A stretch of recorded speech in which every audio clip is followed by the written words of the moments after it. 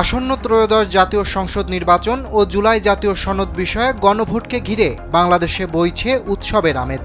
আগামী ১২ ফেব্রুয়ারি অনুষ্ঠিত হতে যাওয়া এই ভোট পর্যবেক্ষণে এখন পর্যন্ত ৩৩০ জন আন্তর্জাতিক পর্যবেক্ষক আসার বিষয়টি নিশ্চিত হয়েছে, যা ২০২৪ সালের ৭ জানুয়ারির বিতর্কিত নির্বাচনের তুলনায় দ্বিগুণেরও বেশি। তবে এবার প্রশ্ন উঠেছে, এই তালিকায় কারা থাকছেন।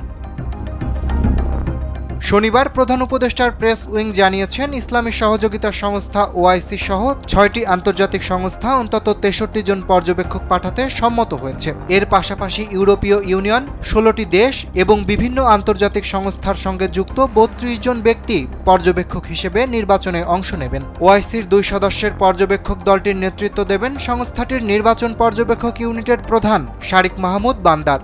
এছাড়া Asian network for free elections থেকে ২৮ জন, কমনওয়েলথ সেক্রেটারিয়েট থেকে ২৫ জন, যুক্তরাষ্ট্রভিত্তিক ইন্টারন্যাশনাল রিপাবলিকান ইনস্টিটিউট বা IRI থেকে ৭ জন এবং ন্যাশনাল ডেমোক্রেটিক ইনস্টিটিউট বা NDI থেকে ১ জন পর্যবেক্ষক আসবেন।